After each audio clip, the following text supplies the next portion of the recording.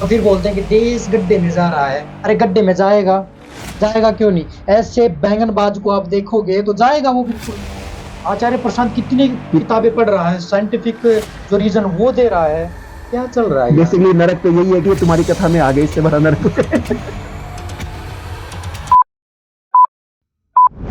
बैंगन का जो सेवन करता है, तो पद्म पुराण के अनुसार यदि बैंगन का सेवन किए हुए व्यक्ति की 27 दिनों के अंदर मृत्यु हो गई तो उसे नरक में जाना पड़ता है। यदि आपने बैंगन आज पाया है और आज से 27 दिनों के अंदर किसी दिन भी मृत्यु है गई तो नरक का वो भागीदार बनता है। इसलिए बैंगन का सेवन कभी नहीं करना चाहिए। हाँ, आदित्य कुमार 6 क्लास में पढ़ते हैं। कौन सा सब्जेक्ट अच्छा लगता है? अबे साले बैगन। क्या कहें इसको, ये बताओ। ये सनातन धर्म है, इन जैसे लोगों को आपको फॉलो करना है। आचार्य प्रशांत की जो धारा है वो इन्हीं लोगों के खिलाफ है जिन्होंने हिंदू धर्म में और सनातन धर्म में कचरा डाल दिया। एक हमारे मित्र बैठे हैं पास में, एक बार उनसे मैं बात करता हूं, उसने कितनी बार जिंदगी में बैगन की सब्जी खाई है और ये कौन तय करेगा कि भाई उसको नरक मिलेगा? अपना मस्त जीवन जी रहा है, मस्त नौकरी कर रहा है ना, और मस्त खेल रहा है, फुल एंजॉय कर रहा है जिंदगी का। आचार्य प्रशांत के साथ जुड़ा हुआ, ओशो साहब को सुनता है, अध्यात्म की राह में बिल्कुल पूरा बिछा हुआ है। उस व्यक्ति को भी नरक मिलेगा तो फिर पता नहीं आपकी स्वर्ग की क्या परिभाषा है। तो समीर साहब, आप क्या कहना चाहेंगे इसके बारे में कि ये क्या है? ये बैंगन की सब्जी खा करके आप नरक के भागीदार बनेंगे, क्या है ये? ऐसा कुछ भी नहीं है कि कुछ, मेरे हिसाब से ये शायद 5वीं क्लास तक भी नहीं पढ़े होंगे। मुझे ऐसा लगता है कि ये शायद 5वीं क्लास तक भी नहीं गए होंगे, जो इनको इतनी भी नॉलेज नहीं है कि बैंगन एक प्राकृतिक चीज है। प्राकृतिक चीज है बैंगन, और ये कह रहे हैं कि खाओगे तो नरक के बाद। कौन बताएगा ये बात कि आप नरक में चले गए? दुनिया 16-16 किलो बकरा खाकर जीवित रह जाती है, लेकिन बैंगन खाकर मर जाएगी। ये आपने बहुत तगड़ी बात बोली कि 16-16 किलो बकरा खा करके वो उनको स्वर्ग में जाने की वो देखते हैं सपना। टिकट देते हैं, ये टिकट कटवाते हैं स्वर्ग में, टिकट अपने कीर्तनों में बुलाते हैं। कीर्तनों में बुलाते हैं। बताओ, अब बोल रहे हैं कि आचार्य प्रशांत जो हिंदू धर्म को, सनातन धर्म को खराब किए जा रहा है। अब ऐसे लोगों को सुन करके आपको क्या लगता है कि ऐसे लोगों के खिलाफ ना बोले? मेरे हिसाब से ओशो के बाद अगर कोई इस दुनिया पर आया है इतना नॉलेजेबल पर्सन, वो आचार्य प्रशांत जी। जिस धारा को ओशो ने जहां से खत्म किया था, आचार्य प्रशांत ने उसको मॉडर्न तरीके से बिल्कुल सही कह रहे हैं आप, बिल्कुल नए तरीके से, नई सिरे से उसको शुरू किया है। यार कैसे कहें ये बात? ओशो साहब कहते कहते मर गए। बिल्कुल मर गए उनको, बल्कि मैं तो ये बोलूंगा कि मार दिया गया उनको। इन्हीं हिंदुओं ने मार दिया जो नकली हिंदू हैं, जो नकली सनातनी है। मैं तो कई बार इस चीज को छोड़ के चिंतित होता हूँ। उस आदमी ने 1.5 लाख बुक पढ़ रखी है। 1.5 लाख बुक पढ़ने वाला आदमी आज के समय में उसको बेवकूफ घोषित कर दिया गया। और लेकिन जो ये 24 घंटे राम राम, राधे राधे, कृष्णा कृष्णा, इसको ये सनातन धर्म मानते हैं। परंतु सनातन धर्म का मेन जो मूल कारण है वो यही है कि हु आई एम, मैं हूं कौन। आचार्य जी भी उसी बात को दर्शाते हैं, ओशो जी भी उसी बात को दर्शाते थे। और जितने भी वैज्ञानिक, और अगर हम एग्जांपल ले फ्रेंच के जितने भी साइकोलॉजिस्ट हुए हैं, उन्होंने भी सेम ही क्वेश्चन रखा है।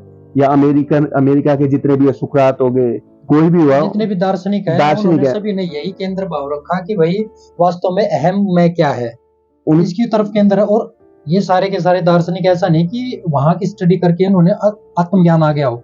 भारत के मूल ग्रंथों का इन्होंने बहुत गहराई से अध्ययन किया है। उपनिषद है, वेदांत बहुत गहरे से पढ़ा है, गीता को बहुत गहरे से पढ़ा है। बिल्कुल, गीता बिना तो कुछ है ही नहीं आजकल। गीता तो कहीं बात ही नहीं होती। आप किसी भी कीर्तन में जाएंगे, जितने भी आजकल ये बुलाते हैं, अपने आप को बोलते हैं कि हम 7 दिन की राम कथा करते हैं, बस एक कहानी बता देंगे, राम ऐसा गया, राम ने शबरी को बेर खिलाए, ये खिलाया, वो बीच में, अब बिना गाने के इनकी कथा भी पूरी नहीं होती। बीच में नचाना, ये कौन सा अध्यात्म है जिसमें सारे बंदे हंस के नाच रहे हैं?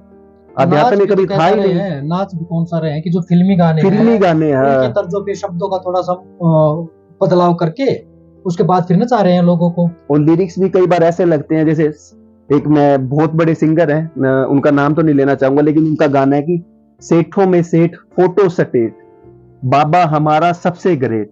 आप समझ रहे हैं इस बात में किस बात से जोड़ रहे हैं? हमारा हाँ यार। धर्म भी फिल्मों के बिना नहीं। आचार्य प्रशांत वाली बात है, हम पूरी तरह फिल्मी लोग हैं, पूरी तरह। 1% भी हम अपने में नहीं है, 1% भी कि हम अपना मूल चिंतन कर सकें। 99% हम फिल्मों से, मीडिया से, यहाँ से संचालित होते हैं और फिर बोलते हैं कि देश गड्ढे में जा रहा है। अरे गड्ढे में जाएगा, जाएगा क्यों नहीं? ऐसे बैंगनबाज को आप देखोगे तो जाएगा वो बिल्कुल। अरे इसको अपनी धारा में रखोगे और अपने सर पे बिठाओगे कि हाँ हाँ बैंगन खाने से ये होता है, ये होता है। नरक का पता नहीं, स्वर्ग का पता नहीं, उसके बाद आप ऐसे लोगों को सुनते हो। इनका बहिष्कार क्यों नहीं करते? और जो बहिष्कार करता है आचार्य प्रशांत के जैसे, ओशो के जैसे, उनका ये लोग बहिष्कार करते हैं। कमाल की बात है।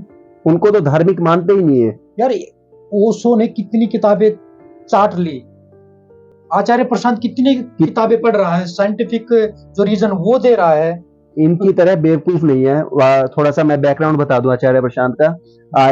ऑल इंडिया 12th क्लास में अपने यूपी बोर्ड का टॉपर था। आईआईटी में ऑल इंडिया 107 रैंक था। आईआईएम में all India first rank top किया था उसने। आईएएस में रैंक लेके आया, तो इनकी तरह पढ़ के ही लेके आया है। अगर हम इसको धर्म मानते हैं तो मेरे हिसाब से तो पवन जी ये धर्म है ही नहीं। और इनको बैंगनबाज क्या बोलोगे? इनको क्या बोले, इनको थोड़ा पढ़ना चाहिए, पॉइंट तो यही है। इनका अस्तित्व इसलिए है क्योंकि हमारे देश में न गीता को तवज्जो दे रहे हैं लोग, न ही वेदांत धारा को, न ही उपनिषदों को तवज्जो दे रहे हैं, और इसलिए बोल पा रहे हैं। मैंने एक ये चीज भी देखी है, इनकी टारगेट जो ऑडियंस है, जैसे इसी लेडीज की, मुझे इसका नाम नहीं पता, जो इसकी टारगेट ऑडियंस है, ये सारी की सारी लेडीज हैं और सारी ग्रामीण एरिया की हैं, बिना पढ़ी लिखी। उन्हीं को ये एग्जाम्पल दे सकती है कि बैंगन खाएंगे ये तो नरक में जाएंगे, प्याज लहसुन खाएंगे तो नरक में जाएंगे। अब कोई लेडी वहां से उठ के, जिन्होंने वेदांत का पाठ पढ़ा है या कुछ जाना है, वो उठ के ये बोल दे इसको कि नरक क्या होता है, ये तो वहीं के वहीं। इनके दिमाग में नरक की भी तो डेफिनेशन वही है ना कि ईश्वर पकोड़ में तेल में तले जा रहे हैं, कोरडे मार रहे हैं। यार क्या चल रहा है? बेसिकली नरक तो यही है कि तुम्हारी कथा में आ गए, इससे बड़ा नरक इससे बड़ा नरक क्या ही होगा? नरक क्या होगा? लेकिन ये आंख कौन दे इनको कि यहाँ पे आकर के आप ये सुन रहे हैं फालतू की बातें? इससे बड़ा नरक हो ही नहीं सकता। कौन बातें बताए इनको? 4 घंटा वेस्ट करते हैं इसकी, जाके नाचते हैं। इसका कुछ पॉइंट मुझे तो लगता नहीं कोई बेसिक है। पता नहीं क्या क्या निकाल के ये लोग हमें सुना रहे हैं और क्या। तो ये सब चल रहा है हिंदू धर्म के नाम पे, सनातन धर्म के नाम पे। आप इसको शेयर कीजिए और आप अपने जो कमेंट्स हैं वो भी लिख करके बताइए कि कहाँ तक ये चीज ठीक है और हम जो कर रहे हैं क्या वो गलत है। गलत है तो भी आप अपनी टिप्पणी जरूर करिए ताकि हमें पता चले कि हमें क्या नहीं इसमें करना चाहिए, क्योंकि वो भी जरूरी है। लेकिन हमें जरूरी लगा, हमारे धर्म के खिलाफ, हमारी सनातन धारा के खिलाफ लगा मुझे ये, और बोलना उचित समझा। धन्यवाद। जय हिंद। वंदे मातरम।